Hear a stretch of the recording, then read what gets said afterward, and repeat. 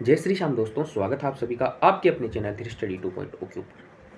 आज का ये वीडियो आप लोगों के लिए वाकई बहुत खास है, क्योंकि यहाँ पे हम कुछ बिंदुओं पर चर्चा करने वाले हैं जो रिलेटेड हैं चतुश्रेणी भर्ती परीक्षा। जी दोस्तों, बिल्कुल फोर्थ ग्रेड से रिलेटेड कुछ बिंदु हैं जिन पे हम विस्तार से चर्चा करेंगे। उसमें हम बिंदु लेंगे कि रिजल्ट कब तक जारी हो सकता है। फिर हम बात करेंगे कि वेटिंग नियम लागू होगा या नहीं होगा, और लागू होगा तो उसके पीछे कंडीशन क्या होगी। साथ ही ये कंडीशन रिजल्ट के ऊपर भी लागू होती हैं कि रिजल्ट भी कुछ कंडीशन है, अगर वो कंडीशन लागू हुई तो ही जारी होगा, वरना ये रिजल्ट आज ही मैं आप लोगों को बता रहा हूँ कि दिसंबर से पहले नहीं आने वाला। कोई आप लोगों को कितना भी भ्रमित कर ले, क्योंकि जब तक आप खुद अपने लिए खड़े नहीं होगे ना, तब तक कोई दूसरा आपके लिए कहाँ तक खड़ा होगा। अगर आप लोगों को नौकरी चाहिए तो चतुश्रेणी कर्मचारी के जो बच्चे हैं उन्हें धरातल पे आके मांग उठानी होगी, और वो भी भारी संख्या में उठानी होगी। अब बच्चे घर पे बैठे हैं, सर रिजल्ट जारी करवा दीजिए, सर रिजल्ट जल्दी से जल्दी आना चाहिए। ये घर पे बैठे बैठे नहीं होगा। इसके लिए आपको एक प्लान बनाना होगा, उस प्लान के ऊपर आपको काम करना होगा, बोर्ड में जाना होगा, जहाँ पे आप जा सकते हो, जिला स्तर पे, संभाग स्तर के ऊपर, तब जाके चतुश्रेणी कर्मचारी का रिजल्ट जल्दी से जल्दी जारी होगा। क्योंकि बोर्ड बिना काम तिल का ताड़ बनाने में लगा हुआ है। जो पीएच कैटेगरी के कैंडिडेट हैं उनके पास दोबारा मेडिकल के लिए ईमेल आ रही हैं। ये कहाँ तक सही है? पहले ही आप लोगों ने जो पीएच कैटेगरी कैंडिडेट है उनको एक दिन में 5 का, एक दिन में 10 का, इस प्रकार से तो मेडिकल हो रहा है। अगर ये मेडिकल जिला स्तर पे हो जाए तो मैं कहूँ कि ये मेडिकल लगभग जून के एंड तक सभी कैंडिडेट के पूरे भी हो जाएं, और उसके बाद में रिजल्ट निकालने में दिक्कत भी नहीं हो। और अभी भी रिजल्ट निकाला जा सकता है कि पीएच कैटेगरी और एसपी कैटेगरी की सीट को होल्ड कर दिया जाए और उसके बाद में रिजल्ट निकाल दिया जाए। क्योंकि जिस रफ्तार से पीएच और एसपी की जांच के कार्य चल रहे हैं ना, उस हिसाब से तो ये रिजल्ट दिसंबर जाने वाला है। और अगर आप लोगों ने आवाज़ नहीं उठाई तो आप लोगों को दिसंबर तक वेट करना ही होगा, उसके अलावा कोई चारा ही नहीं है। अब मैं बात करता हूँ 1 साल के वेटिंग नियम के ऊपर। जी दोस्तों, जैसी कंडीशन मैंने आप लोगों को वहाँ बताई है वही कंडीशन यहाँ पे लागू होती है कि बैठे बिठाए ना तो वेटिंग नियम लागू होगा। और वेटिंग नियम के लिए आवाज़ कौन उठाएगा? उन बच्चों को आवाज़ उठानी होगी जिनको लगता है कि हमारा सिलेक्शन बिल्कुल बॉर्डर लाइन के ऊपर है और हम कुछ नंबरों के कारण रह सकते हैं। वैसे बच्चे भारी संख्या में अपना प्लान बनाएं और जाके बोर्ड से, सरकार से अपनी मांग रखें, तब जाके वेटिंग नियम लागू हो पाएगा।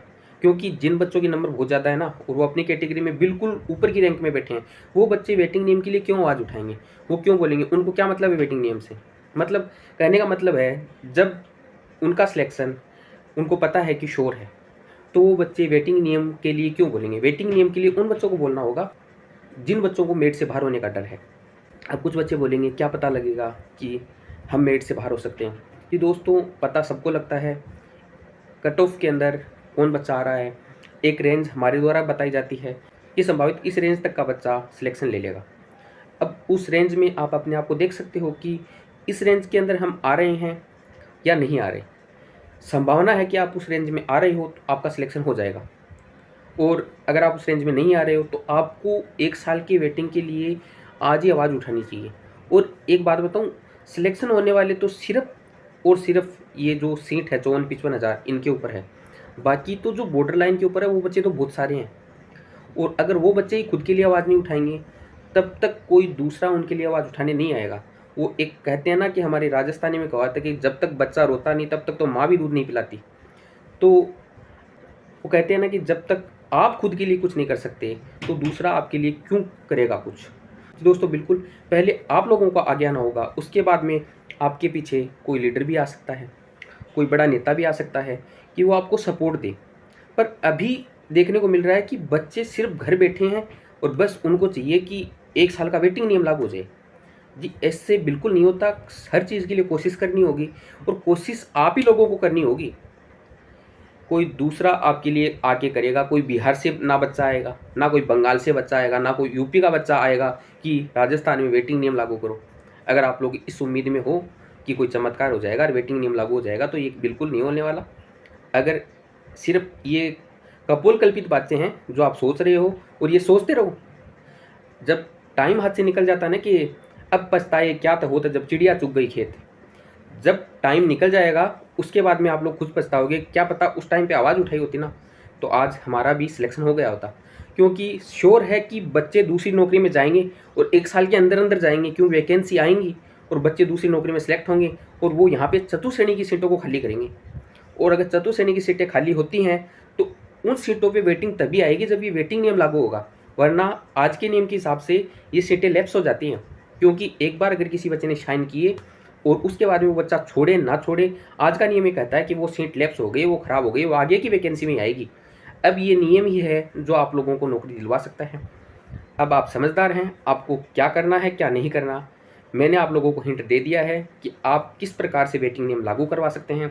साथ ही रिजल्ट के लिए भी मैंने आप लोगों को बता दिया है कि अगर आप लोगों ने कोशिश की तो रिजल्ट आप लोगों को जून के एंड तक जरूर देखने को मिलेगा और जुलाई के एंड तक आप लोगों को ज्वाइनिंग भी मिल जाएगी अगर रिजल्ट आ जाता है तो।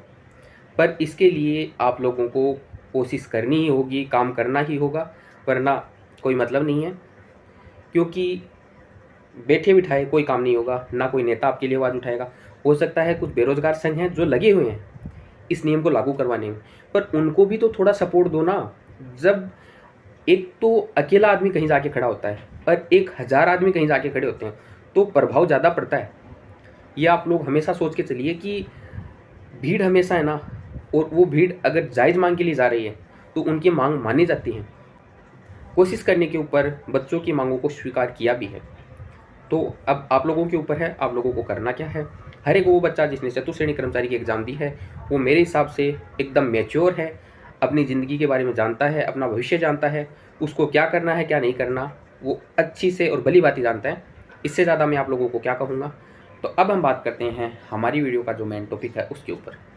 वो टॉपिक है कोटा मंडल में किस कैटेगरी में कितनी डिवी स्किप हुई हैं, इसके ऊपर विस्तार से चर्चा करेंगे।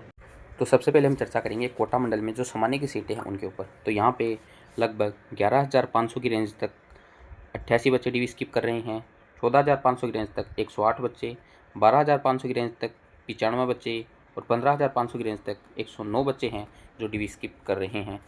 इसी प्रकार मैं बात करूँ आगे तो सामान्य महिला के ऊपर बात करें तो लगभग 45,000 की रेंज तक 19 महिलाएँ डिवी स्किप कर रही हैं, 50,000 की रेंज तक 23 महिलाएँ, 52,000 की रेंज तक 26 महिलाएं और 60,000 की रेंज तक ये 30 महिलाएं हैं जो डिवी स्किप करती हुई नज़र आ रही हैं। इसी प्रकार हम सब कैटेगरी के ऊपर बारी बारी से चर्चा करेंगे। उम्मीद करूँगा आप लोग वीडियो बिना स्किप किए हुए पूरा देखेंगे ताकि सारी कैटेगरी की और सबकी रिपोर्ट आप लोग भली भांति से समझ सकें। आगे बात करते हैं कोटा मंडल में ओबीसी की सामान्य सीटों के ऊपर।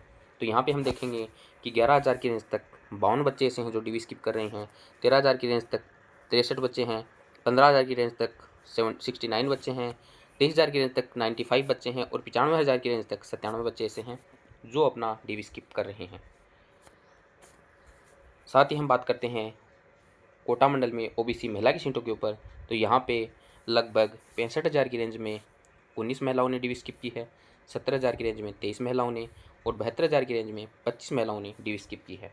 जी दोस्तों, बिल्कुल हमारा काम जारी है कि हम प्रत्येक मंडल की डिवी स्किप रिपोर्ट देने के बाद में आप लोगों को एक साथ सभी मंडल की डिवी रिपोर्ट और साथ में जो कट ऑफ मार्क्स है और रैंक है वो भी आप लोगों को बता दें कि इस रैंक तक का बच्चा अपने आप को दौड़ में मान सकता है।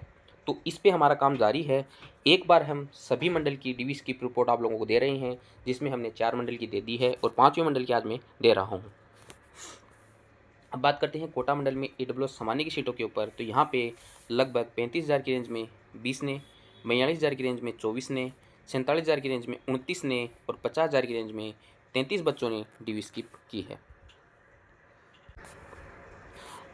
अब हम बात करते हैं कि कोटा मंडल में ईडब्ल्यूएस महिला की सीटों के ऊपर। तो यहाँ पे लगभग 85,000 की रेंज में 9 महिलाओं ने, 90,000 की रेंज में 10 महिलाओं ने और 94,000 की रेंज में 13 महिलाओं ने डिवी स्किप की है।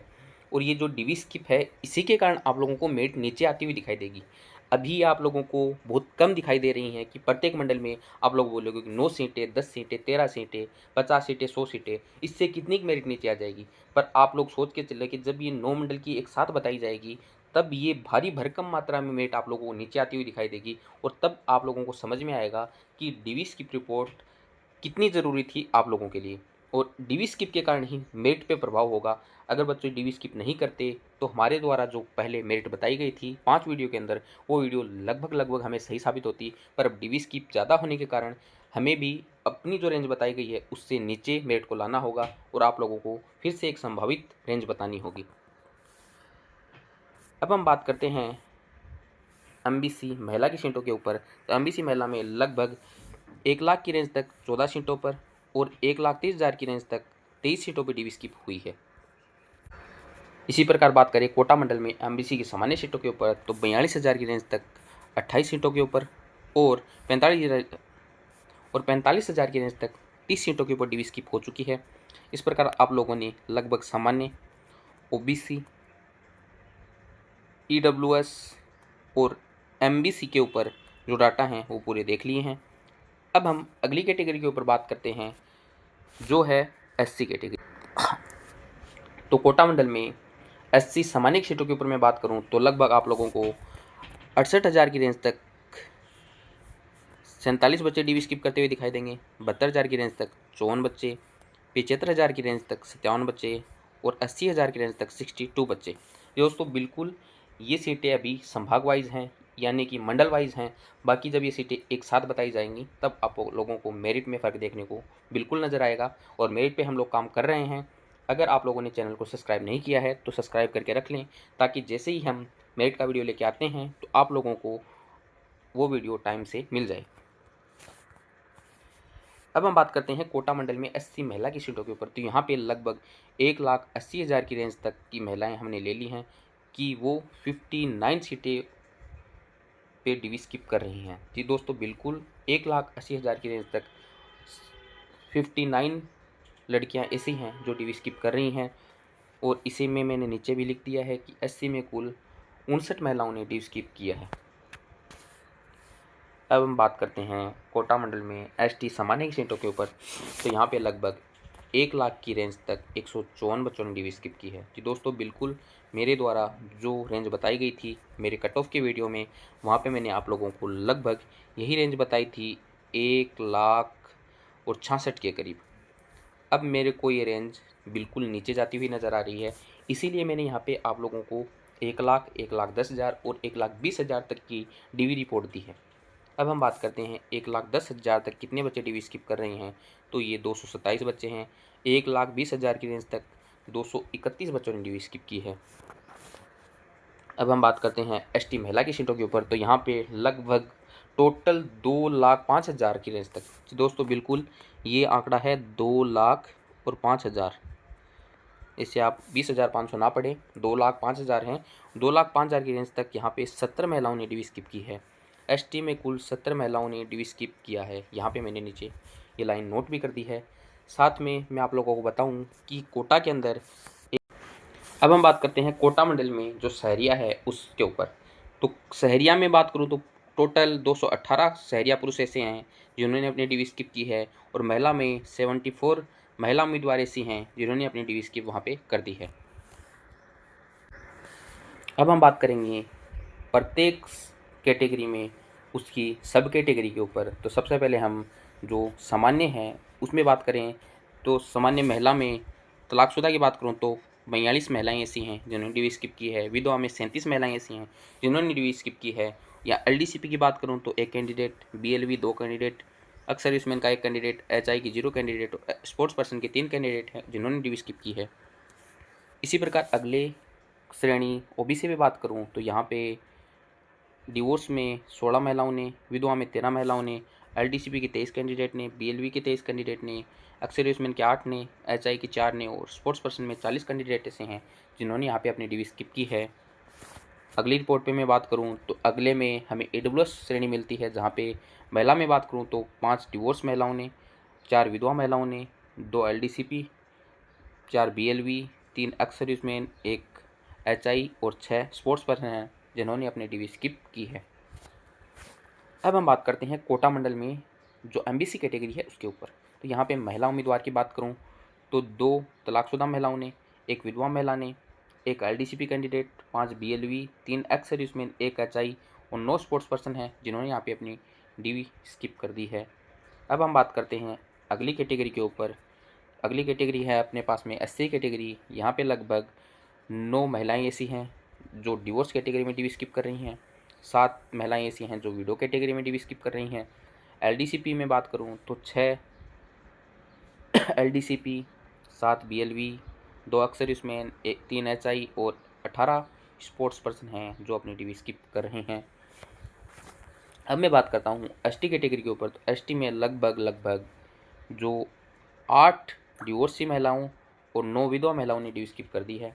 यहाँ पे 3 LDCP candidate, 6 BLV candidate, 4 ex serviceman, 2 HI और 17 स्पोर्ट्स पर्सन हैं एसटी के अंदर जो अपना डीवी स्किप कर रहे हैं। इस प्रकार हम लोगों ने कोटा मंडल में जो डीवी स्किप रिपोर्ट थी उस पर पूरी जानकारी आप लोगों को दे दी है।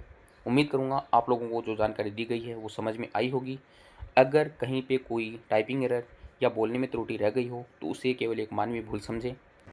इस प्रकार आप लोगों ने देखा कि हमने सबसे पहले रिजल्ट के ऊपर, फिर जो 1 साल का नया वेटिंग नियम है उसके ऊपर भी बात कर ली है। साथ में हमने जो कोटा मंडल है उसमें किस कैटेगरी में डीवी स्किप हुई है, इन सब पे विस्तार से चर्चा कर ली है।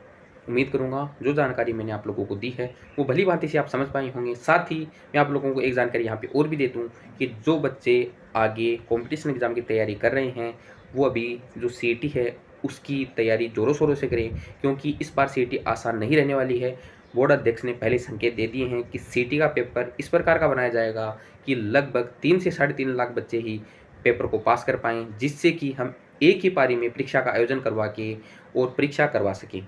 तो इसका साफ-साफ संकेत है कि पेपर, जैसा कि पहले बच्चे सोचते थे कि नॉर्मल हम ले आएँगे, 40% है, 50% है, इस बार नॉर्मल नहीं होगा, क्योंकि एक तो पेपर में नेगेटिव मार्किंग कर दी गई है। उसके बाद में पेपर में जो क्राइटेरिया है वो अभी कितना डिसाइड कर रहे हैं, 40% रख रहे हैं, 50% रख रहे हैं, इसका कोई सटीक आइडिया किसी को नहीं है। कुछ लोग 40% बता रहे हैं, कुछ इसे 50% बता रहे हैं। पर आप लोगों को तैयारी हमेशा एक अपर लेवल में करनी चाहिए। मैं मानता हूँ कि 60% भी जहाँ तक रखें तो आप लोगों को तैयारी इस प्रकार की करनी है कि 60% भी सर रख दो, हमें कोई दिक्कत नहीं है, हम लेके आ जाएंगे। अगर आप लोगों ने सीईटी नहीं की और सीईटी पास नहीं हुई तो लगभग राजस्थान की जो 23 भर्तियाँ हैं उनमें आप सीधे-सीधे बाहर हो जाओगे। तो 4th ग्रेड कर्मचारी में जो होना था वो हो चुका है। आप लोगों का नंबर आ रहा है तो भी बहुत अच्छी बात है, और नहीं आ रहा है तो भी अच्छी बात है। आप लोगों को आगे की प्रिपरेशन जारी कर देनी चाहिए। अब इसके ऊपर बैठे रहना कोई तुकबंदी की बात नहीं है, क्योंकि इसमें सारे काम हो चुके हैं। अब जो काम करना है वो सरकार को करना है, बोर्ड को करना है। आप लोगों का इसमें कोई काम नहीं है। आप लोगों का जो काम है वो आप लोग कीजिए। आप लोग आगे की प्रिपरेशन ढंग से कीजिए ताकि सीईटी अच्छे से निकले, और सीईटी अच्छे से निकलेगी तो ही आप आगे के एग्ज़ाम में बैठने के लायक होगे। साथ ही मैं आप लोगों को और बता दूं कि जो बच्चा शिक्षक भर्ती की तैयारी कर रहा है तो रीट का नोटिफिकेशन भी जल्दी आने वाला है। अगर किसी बच्चे ने अभी बीएड की है या बीएसटीसी की है तो उसके लिए गोल्डन मौका है कि वो पहले रीट पात्रता परीक्षा क्लियर कर ले, क्योंकि जैसे नोटिफिकेशन आएगा उसके कुछ महीने के बाद में बोर्ड द्वारा परीक्षा का आयोजन करवा दिया जाएगा। अब वो आरबीएससी करवाता है या फिर कोई और एजेंसी को ये उसका जिम्मा देते हैं, ये सरकार के ऊपर रहेगा। पर आप लोगों को तैयारी अभी से शुरू कर देनी चाहिए, क्योंकि क्या पता एकदम से नोटिफिकेशन आए और उसके बाद में आप लोग भागोगे एकदम से कि नहीं अब चलो अब रीट पात्रता की तरफ चलते हैं। साथ ही जो बच्चा अभी एलडीसी की तैयारी कर रहा है वो अपनी तैयारी को बिल्कुल एकदम तेज़ धार देके रखे, क्योंकि अभी आप लोगों को इधर उधर नहीं भटकना है और एक नए मैटर को नहीं लेके आना है। ये टाइम वो नहीं है कि आप नया मैटर लेके आओ और उसको पढ़ो। जो आपके पास मैटर है, आपने जिसको 3 से 4 बार पढ़ रखा है, उसी मैटर को बार बार रिवाइज करें। एलडीसी के जो कैंडिडेट हैं जो तैयारी कर रहे हैं उनके लिए मैं साफ बता दूं कि जो मैटर आप लोगों ने 3 से 4 बार पढ़ा है उसी को बार बार रिवाइज कीजिए, ताकि आपकी तैयारी ज़्यादा मजबूत हो सके। इस टाइम पे नई बुक्स से दूर रहना, नए मैटर से दूर रहना। अगर कोई टीचर आप लोगों को बोलता है कि इस चीज़ से पर्सन आएंगे, आप ये बुक लेके आइए, तो मैं बोलता हूँ बिल्कुल मत लेके आइए। जो आपके पास मैटर है वो बहुत बढ़िया है और आप लोगों ने 3 से 4 बार पढ़ लिया है, उससे बेटर कोई चीज़ नहीं हो सकती। साथ ही मूल किताबें हैं उनको थोड़ा थोड़ा रिवाइज साथ में करते रहिए, ताकि मूल किताबों से जो डायरेक्ट प्रश्न आते हैं वो आप लोगों की गलत ना हो। जैसे कि जो लोक देवता है उन सभी की आपको जो सन है, डेट ऑफ बर्थ है, वो याद रखनी है, क्योंकि हर एक वो एग्ज़ाम राजस्थान का रीट के बारे में मैं बात करूँ तो लगभग सभी में जो लोक देवता है उनको काला कर्मानुसार पूछा गया है कि इनको काल कर्मानुसार सेट कीजिए। साथ ही जो 10th क्लास में लास्ट का पार्ट है उसमें वहाँ पे जो अपने राजस्थान के लोकनायक दिए हुए हैं, इन सभी को थोड़ा-थोड़ा सी नज़रों से डेली देखिए, ताकि आप लोगों को धीरे-धीरे हर एक की डीओपी दिमाग में बैठ जाए और वो पर्सन आप लोगों के वहाँ गलत ना हो। उम्मीद करूँगा मेरे द्वारा जो जानकारी दी गई है, वो आप लोग भली-भाँति समझ पाए होंगे। साथ ही अगर आप लोगों को जानकारी पसंद आई है तो वीडियो को लाइक कर सकते हैं, चैनल को सब्सक्राइब कर सकते हैं। इसी के साथ आपका भाई विदा चाहता है, मिलते हैं अगली वीडियो में एक नई जानकारी के साथ में। तब तक के लिए जय हिंद, जय भारत, जय राजस्थान।